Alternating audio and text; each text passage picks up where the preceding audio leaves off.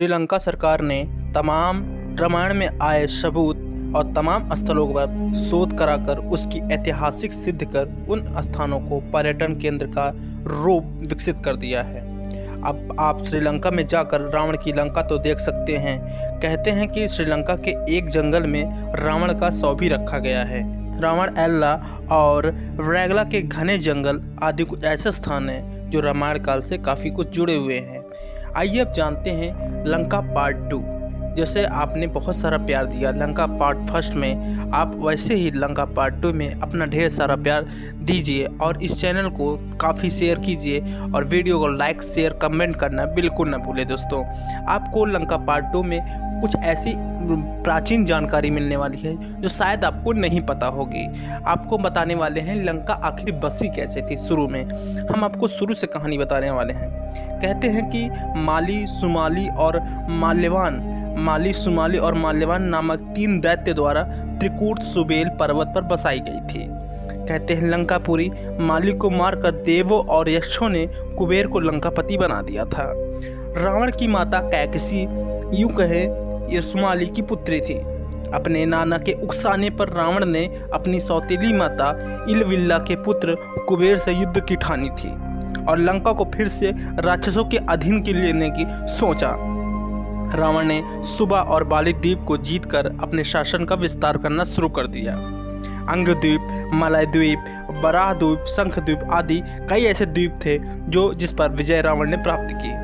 इसके बाद रावण ने लंका को अपना लक्ष्य बनाया और लंका का पर कुबेर का राज था, परंतु पिता के लंका के लिए रावण को दिलासा दी और कुबेर को कैलाश पर्वत के आसपास के तिब्बत के क्षेत्र में रहने को कह दिया, जो आज तिब्बत चीन में मौजूद है।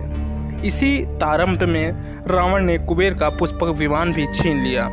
जैसा कि आपने देखा था रामायण में कि रावण के पास एक पुष्पक विमान था, लेकिन आज के युग के अनुसार रावण का राज्य विस्तार इंडोनेशिया, मलेशिया, वर्मा, दक्षिण भारत के कुछ राज्य और संपूर्ण श्रीलंका पर रावण का राज हुआ करता था। श्रीलंका की श्री रामायण रिसर्च कमेटी के अनुसार रामायण काल से जुड़ी श्रीलंका वास्तव में श्रीलंका है, लेकिन यहाँ पर श्रीलंका में रामायण काल से जुड़ी कुछ ऐसी रिसर्च की गई है जिसकी ऐतिहासिक सिद्धि करना। कुबेर रावण का सौतेला भाई था।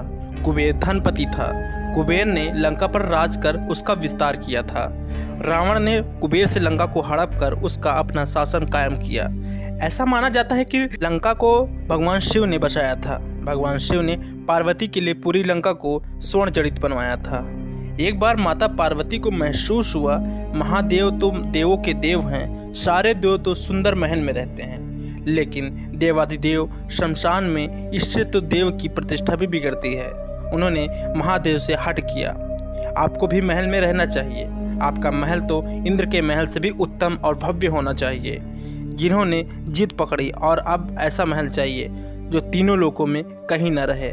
महादेव ने समझाया, हम तो ठहरे योगी, महल में तो चैन ही नहीं पड़ेगा। महल में रहने से बड़े नियम विधान होते हैं। मस्त मौला अघौड़ों से लिए महल उचित नहीं है। परंतु देवी वह तर्क अपनी जगह पर कायम था। लेकिन देव यदि महल में रहते हैं तो महादेव शमशान में क्यों, बर्फ की चट्टानों पर क्यों? महादेव को आखिर इस बात पर झुकना ही पड़ा। उन्होंने अपने विश्वकर्मा जी को बुलवाया। उन्होंने ऐसा महल बनाने को कहा जिसकी सुंदरता की बराबरी त्रिभुवन में कहीं न हो। वह न तो धरती पर हो, न जल पर हो और न आकाश में हो। विश्वकर्मा जी की जगह की खोज करने लगे। उन्हें एक ऐसी जगह दिखी जो चारों तरफ से पानी से ढकी हुई थी। बीच में 3 सुंदर पहाड़ दिख रहे थे। उस पहाड़ पर तरह तरह के फूल और वनस्पति थे। या लंका थी। विश्वकर्मा जी ने माता पार्वती को उसके बारे में बतलाया। माता प्रसन्न हो गई और एक विशाल नगर के ही निर्माण का आदेश दे दिया। विश्वकर्मा जी ने अपनी कला का परिचय देते हुए वहां सोने की अद्भुत नगरी बसा दी, जिसे हम सोने की लंका कहते हैं। माता ने गृह प्रवेश को मुहूर्त निकलवाया। विश्वा ऋषि को आचार्य नियुक्त किया गया। सभी देवताओं और ऋषियों को निमंत्रण मिला। जिसमें महल देखा उसकी प्रशंसा करते नहीं थका। गृह प्रवेश के बाद महादेव ने आचार्य से दक्षिणा मांगने को कहा। महादेव की माया से विश्वा का मन उस नगरी पर ललचा गया। उन्होंने इसीलिए महादेव से दक्षिणा के रूप में सोने की लंका की मांग कर दी।